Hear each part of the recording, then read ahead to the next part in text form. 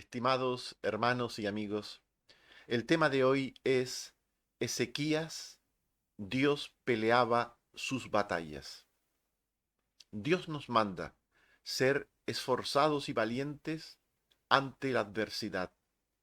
Las circunstancias adversas o difíciles son acontecimientos con los que tendremos que convivir a lo largo de toda nuestra vida cristiana.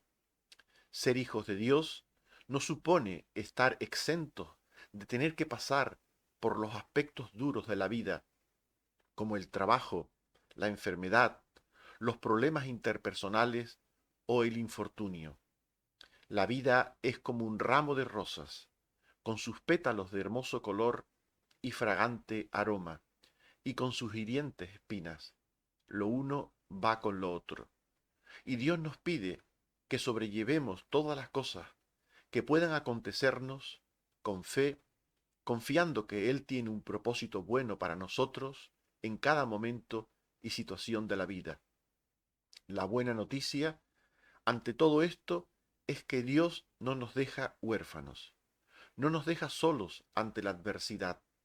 Él ha prometido estar junto a nosotros en medio de la prueba. Él ha prometido pelear la batalla por nosotros.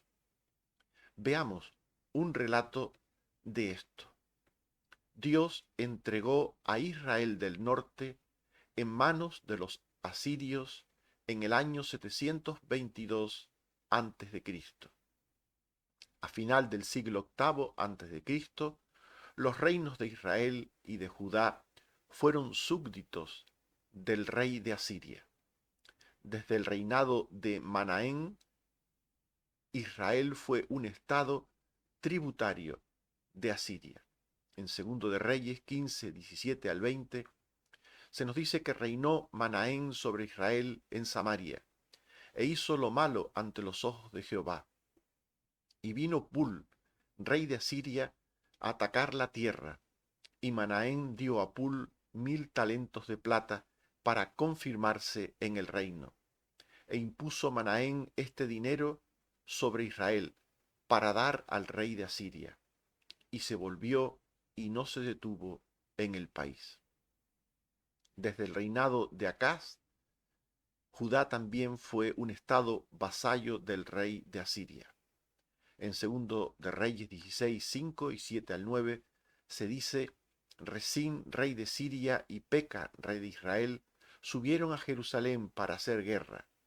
Entonces Acaz envió embajadores al rey de Asiria, diciendo: Yo soy tu siervo, defiéndeme del rey de Siria y del rey de Israel.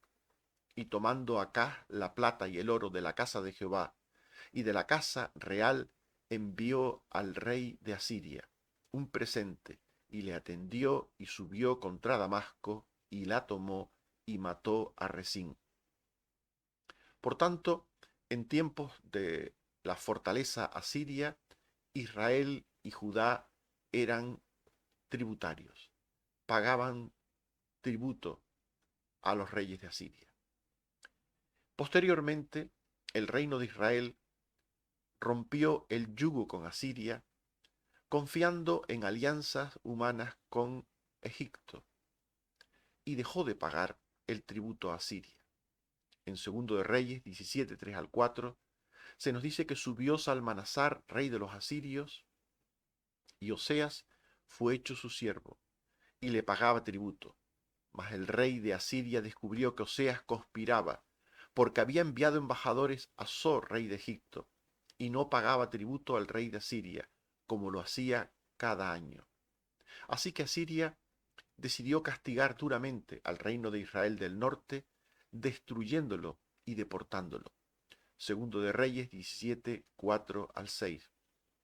Por lo que el rey de Asiria le aprisionó en la casa de la cárcel, y el rey de Asiria invadió todo el país y sitió a Samaria, y estuvo sobre ella 3 años. En el año 9 de Oseas, el rey de Asiria tomó Samaria y llevó a Israel cautivo a Siria, y los puso en Alá, en Abor, junto al río Gozán, y en las ciudades de los medos. La destrucción de Israel del norte se produjo por el castigo de Dios a su pecado, a su actitud recalcitrante de desobediencia y de idolatría. En Segundo de Reyes 17, 7 al 9 se dice que los hijos de Israel pecaron contra Jehová su Dios, y temieron a dioses ajenos, y anduvieron en los estatutos de las naciones que Jehová había lanzado de delante de los hijos de Israel, e hicieron secretamente cosas no rectas contra Jehová su Dios, edificándose lugares altos en todas sus ciudades. Así pues, Dios castigó al pueblo de Israel del norte con el yugo asirio, ya no en forma de tributo, sino encima de esclavitud, de sometimiento, de expatriación de la población a el terreno de los asirios. En todas estas cosas que estamos considerando, vemos la relación causa-efecto entre el pecado y el juicio divino. En todas las cosas que pasan, siempre hay una causa primera y una causa segunda. En Segundo de Reyes 17, 3 a 14, se nos dice que Jehová amonestó entonces a Israel por medio de todos los profetas y videntes, diciendo: volveos de vuestros malos caminos, guardad mis mandamientos, conforme a todas las leyes que prescribí. Mas ellos no obedecieron, antes endurecieron su cerviz como sus padres, los cuales no creyeron en Jehová su Dios. Dios castigó a Israel del norte a través de los asirios, pero Israel había previamente desobedecido y lo había hecho durante muchos años, habiendo desoído a los profetas, persistió en su actitud de desobediencia y de pecado. Dios tuvo que reprenderles, Dios tuvo que castigarles, y lo hizo a través de los asirios. El pecador siempre hace lo que quiere, nada le obliga a hacer lo que hace. Los israelitas hicieron realmente lo que ellos querían hacer, que era desobedecer. En Segundo de Reyes 17, 16 al 17, se dice: dejaron los mandamientos de Jehová su Dios, y se hicieron imágenes fundidas de 2 becerros y de acera, y adoraron a todo el ejército de los cielos, y sirvieron a Baal, hicieron pasar a sus hijos por fuego, y se dieron adivinaciones y agüeros, y se entregaron a hacer lo malo ante Jehová, provocándole a ira. Todo esto lo hicieron porque quisieron. Nada ni nadie les obligó. El pecador hace cuanto quiere, siempre, cuanto quiere. Por tanto, no puede quejarse cuando recibe el castigo de Dios, porque el pecador hace lo que quiere hacer, libremente, voluntariamente, hace lo que quiere hacer. Dios le reprende, Dios le advierte que no debe de ir por el camino torcido, que no debe dejar la senda de la luz para ir por la senda de las tinieblas. Dios habla con el pecador, le advierte del pecado, de sus consecuencias, pero finalmente el hombre hace lo que quiere.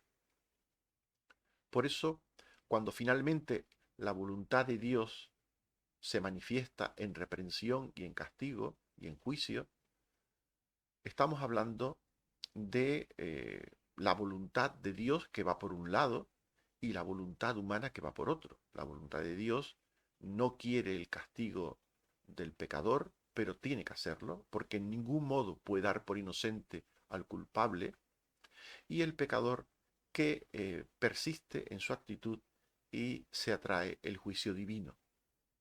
Segundo de Reyes 17, 18 y 20 y 23 dice que Jehová, por tanto, se airó en gran manera contra Israel, y los quitó de delante de su rostro, y no quedó sino solo la tribu de Judá. Y desechó Jehová a toda la descendencia de Israel, y los afligió, y los entregó en manos de saqueadores, hasta echarlos de su presencia. E Israel fue llevado cautivo de su tierra a Asiria hasta hoy. Asiria solo fue un medio, un instrumento en manos de Dios para ejecutar su justo castigo al pueblo de Israel del norte. Segundo de Reyes 18, 11 al 12. Y el rey de Asiria llevó cautivo a Israel a Asiria, y lo puso en Alá, en Abor, junto al río Gozán, y en las ciudades de los medos, por cuanto no habían atendido a la voz de Jehová su Dios, sino que habían quebrantado su pacto, y todas las cosas que Moisés, siervo de Jehová, había mandado, no las habían escuchado, ni puesto por obra. Así pues, Dios tuvo que reprender a su pueblo por su pecado. Y los instrumentos del juicio, Asiria en este caso, no eran conscientes de que Dios les estaba usando para reprender a Israel. Ellos le atacaron, le sometieron, le conquistaron, los mataron o los llevaron cautivos. Todo ello lo hicieron también porque quisieron, por sus afanes expansionistas, por su afán de obtener botín de guerra. Por todo eso actuó Asiria. Y sin saberlo, Dios los usaba para reprender a Israel del norte. En Isaías 10, 5 al 7 se dice: Oh Asiria, vara y báculo de mi furor, en su mano he puesto mi ira, le mandaré contra una nación pérfida y pueblo de mi ira, para que lo ponga para ser hollado como el lodo de las calles. Aunque él no lo pensará así, ni su corazón lo imaginará de esta manera, sino que su pensamiento será desarraigar y cortar naciones no pocas. Por tanto, el instrumento del juicio divino no necesariamente sabe que está siendo un instrumento del juicio, del castigo para otros. La despoblación hebrea de Samaria se produjo. Fueron llevados al cautiverio. Y los asirios repoblaron la tierra de Israel del norte, Samaria, la repoblaron con personas gentiles de otros pueblos, es decir, no hebreos. Samaria fue repoblada con diversos pueblos y formaron una provincia de Asiria. En segundo de Reyes 17, 18, 23 al 24 dice que Jehová se iró en gran manera contra Israel y los quitó de delante de su rostro, y no quedó sino solo la tribu de Judá, como él lo había dicho por medio de los profetas. E Israel fue llevado cautivo de su tierra Siria, y trajo el rey de Asiria gente de Babilonia, de Cuta, de Aba, de Amat y de Sepharvaim, y los puso en las ciudades de Samaria, en lugar de Israel, y habitaron en sus ciudades. Por tanto, Samaria fue llevada en cautiverio a Siria, los pueblos de limítrofes de Israel fueron usados por el rey de Asiria para repoblar Samaria. Y los nuevos repobladores de Samaria llegaron, habitaron la tierra y allí se hicieron una religión al gusto y medida de ellos. Traían la propia y la mezclaron con la religión de los hebreos, con las creencias de los israelitas del norte. En segundo de Reyes 17, 25 al 27, se nos dice que aconteció cuando comenzaron a habitar allí, que envió Jehová contra ellos leones que los mataban. Dijeron al rey de Asiria: las gentes que tú trasladaste y pusiste en las ciudades de Samaria no conocen la ley del Dios de aquella tierra, y él ha echado leones en medio de ellos que los matan. Y el rey de Asiria mandó: llevad allí a alguno de los sacerdotes que trajisteis, y les enseñe la ley del Dios del país. En las supersticiones paganas se creían que los dioses estaban vinculados a las tierras. Y al no estar los israelitas, el Dios de la tierra ya no estaba allí, Según esas supersticiones, los asirios trajeron a un sacerdote de entre los israelitas que volviese a la tierra de Samaria para enseñar, para enseñar la fe y las costumbres hebreas a los repobladores. Nos dice Segundo de Reyes 17, 28 al 29 y 32, que vino uno de los sacerdotes que había llevado cautivo de Samaria y habitó en Betel, y les enseñó cómo habían de temer a Jehová.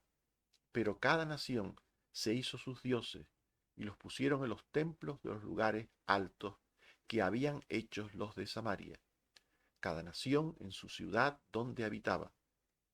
Temían a Jehová, e hicieron del bajo pueblo sacerdotes, que sacrificaban para ellos en los templos de los lugares altos. Segundo de Reyes 17, 33 al 34 y 40 al 41. Temían a Jehová y honraban a sus dioses, según la costumbre de las naciones de donde habían sido trasladados. Hasta hoy hacen como antes, ni temen a Jehová, ni guardan sus estatutos ni sus ordenanzas, ni hacen según la ley y los mandamientos que prescribió Jehová. Ellos no escucharon, antes hicieron según su costumbre antigua. Así temieron a Jehová aquellas gentes, y al mismo tiempo sirvieron a sus ídolos, y también sus hijos y sus nietos. Siempre ha sucedido lo mismo.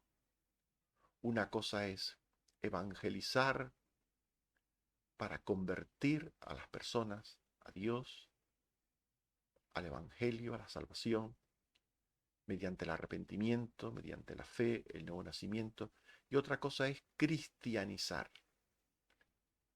Evangelizar una cosa y cristianizar es otra. Cristianizar es hacer cristianos a una población sin que pasen por la conversión. Así sucedió en Latinoamérica, así sucedió en las Islas Canarias, así ha sucedido en muchos lugares que fueron conquistados por los españoles. Llevaron el cristianismo, pero no llevaron el evangelio. Y las personas hicieron un mestizaje de sus religiones aborígenes con el cristianismo. Y se produjo un sincretismo religioso ajeno a la fe bíblica. Igual sucedió en el pasado, en el tiempo que estudiamos. Los pueblos que fueron llevados a Samaria tenían sus religiones, sus dioses. Se les intentó llevar a la fe de Israel del norte, pero ellos mezclaron su religión, sus dioses, con la religión de Israel del norte. Resultado, temían a Jehová y honraban a sus dioses al mismo tiempo. Así hicieron una mezcla de creencias y Samaria se convirtió en una población mestiza, no solo desde el punto de vista étnico, sino desde el punto de vista religioso. Tenían costumbres paganas, dioses paganos, y al mismo tiempo creían, decían y creían que adoraban a Jehová. Es por eso que en el Nuevo Testamento muy pocos samaritanos esperaban al Mesías prometido, muy pocos, porque las creencias de Samaria no tenían nada que ver con las creencias originales dadas por Dios. Pero algunos pocos samaritanos, por alguna causa, se conservaron fieles a las promesas y recibieron a Jesús con bastante fe, mucho antes que algunos judíos. En Juan 4, 9 y 25 al 26 se nos dice que la mujer samaritana le dijo: ¿cómo tú, siendo judío, me pides a mí de beber, que soy mujer samaritana? Porque judíos y samaritanos no se tratan entre sí. Le dijo la mujer: sé que ha de venir el Mesías, llamado el Cristo. Cuando Él venga, nos declarará todas las cosas. Jesús le dijo: yo soy el que habla contigo. esta mujer esperaba al Mesías. Siendo samaritana, esperaba al Mesías. Muchos judíos de Judá no esperaban al Mesías en los términos bíblicos.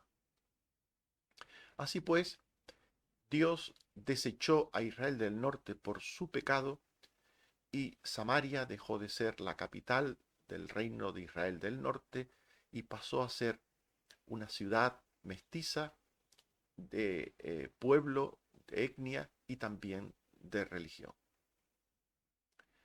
En contraste, Dios peleó por Ezequías y por Judá contra los asirios en el mismo año 712 a.C.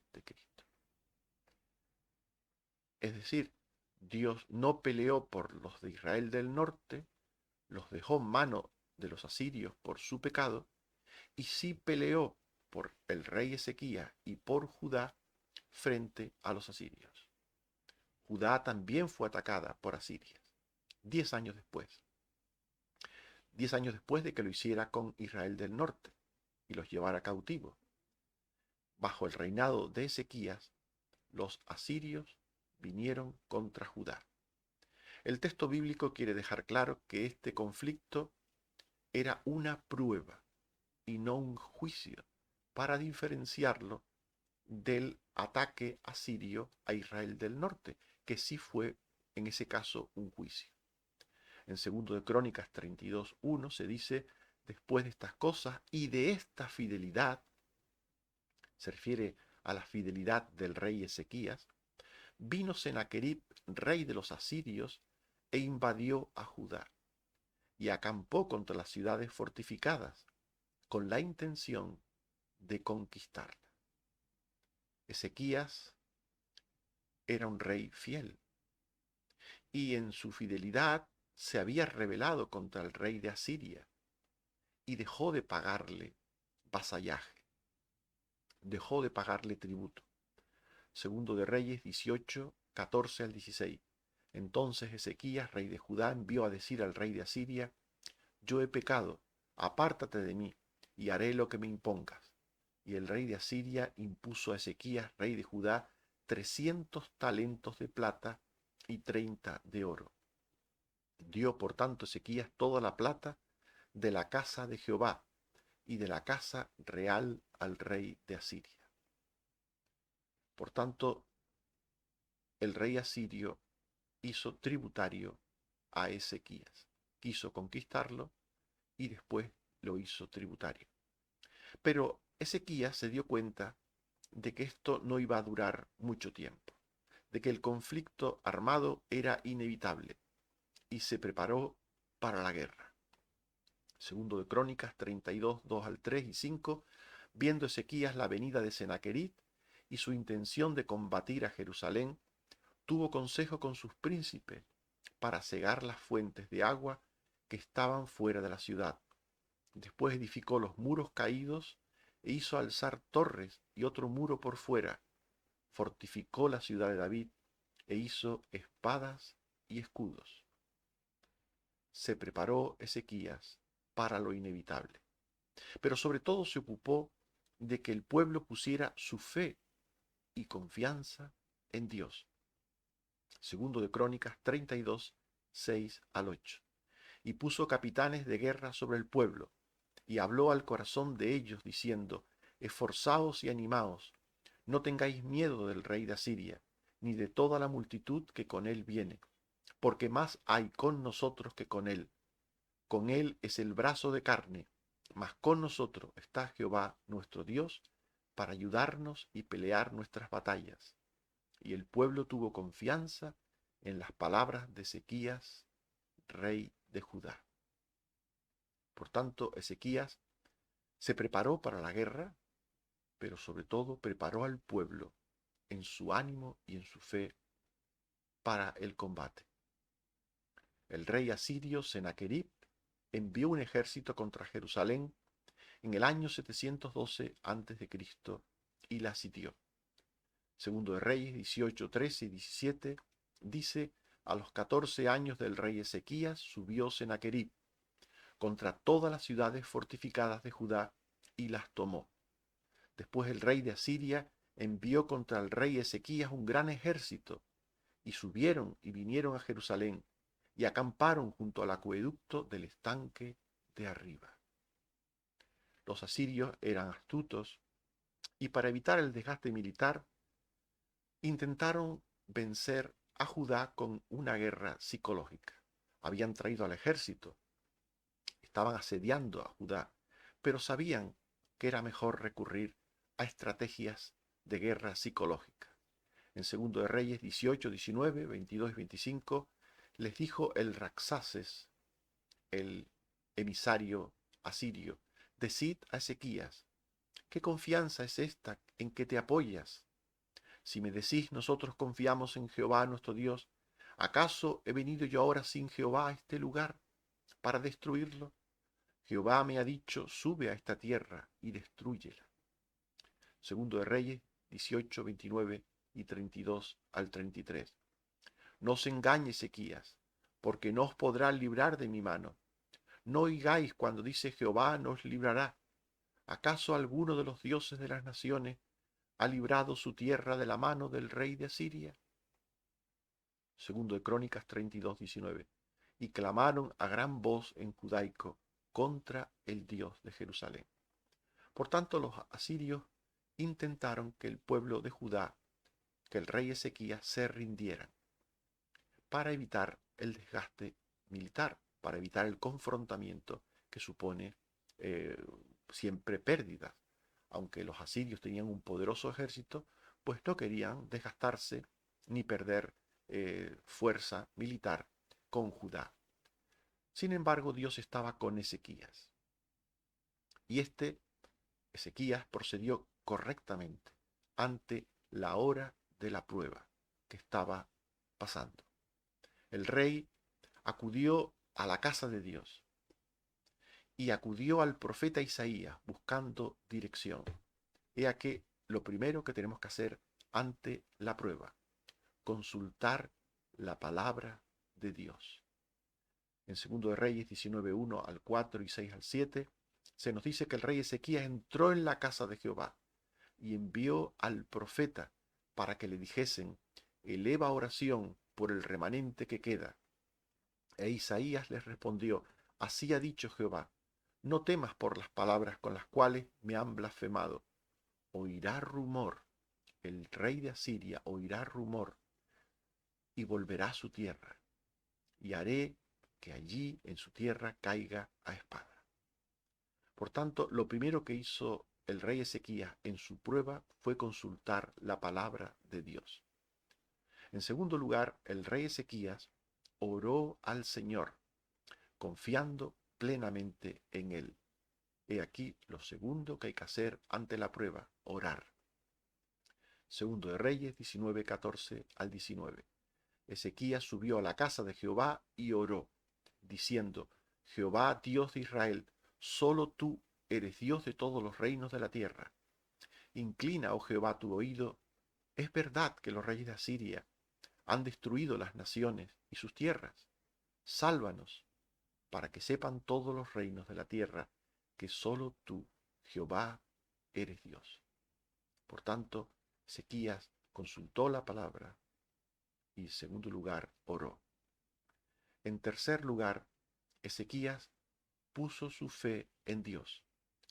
El profeta Isaías le dijo al rey Ezequías que Asiria sería derrotada. Segundo de Reyes 19, 20, 32 al 33. Entonces Isaías, hijo de Amós, envió a decir a Ezequías: así ha dicho Jehová, lo que me pediste he oído. Así dice Jehová acerca del rey de Asiria: no entrará en esta ciudad, ni echará saeta en ella, ni vendrá delante de ella con escudo, ni levantará contra ella baluarte. Por el mismo camino que vino, volverá. Ezequías confió en Dios. Además de consultar su palabra y de orar, confió en Dios y Dios le contestó.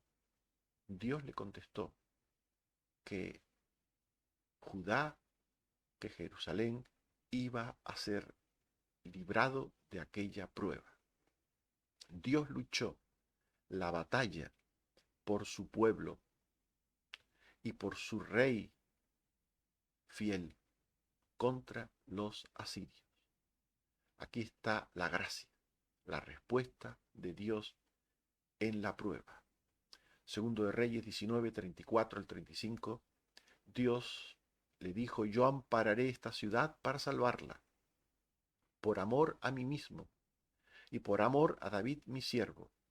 Y aconteció que aquella misma noche salió el ángel de Jehová y mató en el campamento de los asirios a 185,000. Y cuando se levantaron por la mañana, he aquí que todos eran cuerpos de muertos. Dios luchó por su pueblo. Sennacherib, rey de Asiria, se marchó a su tierra y allí murió. El propósito de la prueba siempre es quitar algo malo de nuestras vidas. En este caso, quitar un enemigo. Segundo de Reyes 19, 36 al 37. Entonces Sennacherib, rey de Asiria, se fue y volvió a Nínive, donde se quedó. Y aconteció que mientras él adoraba en el templo de Nisroch, su dios, Adramelech y Sarecer, sus hijos, lo hirieron a espada.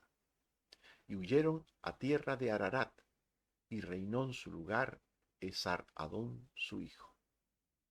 Por tanto, Dios no solo libró a Ezequías y a Judá, sino que castigó al rey asirio. Estimados hermanos y amigos, hemos visto que Dios es nuestro ayudador, nuestro gran ayudador en medio de las pruebas. Hemos estudiado Ezequías, Dios peleaba sus batallas, este tema. Y hemos visto que Dios entregó a Israel del norte en manos de los asirios en el año 722 a.C. A finales del siglo VIII a.C., los reinos de Israel y de Judá eran súbditos de Asiria.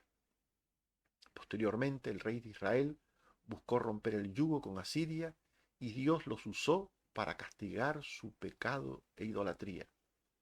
La despoblación hebrea y repoblación gentil de Samaria fue definitiva. Y hemos visto también que Dios peleó por Ezequías y por Judá contra los asirios en el año 712 a.C., 10 años después. Judá también fue atacada por Asiria 10 años después, como hemos dicho, como prueba para el rey Ezequías. Lo que para otros puede ser un juicio, para nosotros puede ser una prueba. Los mismos asirios fueron un juicio para Israel del norte y fueron una prueba para Judá. Dios estaba con Ezequías, el cual procedió correctamente en la prueba. En la prueba buscó dirección en la palabra, oró, tuvo fe y al final, por la gracia de Dios, entendió su propósito. En Deuteronomio 3, 21 al 22 se dice: ordené también a Josué en aquel tiempo, diciendo: no los temáis, porque Jehová vuestro Dios, Él es el que pelea por vosotros. Que Dios nos ayude en medio de cualquier situación adversa de la vida a saber que Dios ha prometido pelear por sus hijos fieles en la hora de la prueba. Que el Señor nos bendiga. Amén. Oremos. Señor, te damos gracias por tu palabra. Te damos gracias por todo lo que nos dices, por todo lo que nos prometes, porque has establecido que el pecado debe ser castigado y lo haces usando distintos medios, y que la obediencia y la fe es bendecida por ti con tu cuidado y protección. Ayúdanos, Señor, a ser fieles y obedientes en todo, para que cuando nos llegue la hora de la prueba podamos ser librados, como el rey Ezequías. Gracias, Señor, por tus promesas, por tu palabra, por tus abundantes bendiciones de cada día. Te pedimos que tengas misericordia de todos los enfermos, de todos los que tienen que operarse, de todos los que tienen que someterse a pruebas, de todos los que están en tratamiento. Ten misericordia, Señor. También te pido que abras el entendimiento de los que les cuesta entender tu palabra, de los que les cuesta entender la verdad, de los que tienen algún contacto con la mentira. Líbrales, Señor, del engaño y de la mentira, y dales oído para la verdad y ojos para la luz de tu gracia y de tu misericordia. Bendito seas, Señor, por Jesucristo tu Hijo. Amén. Que el Señor nos bendiga a todos. Amén.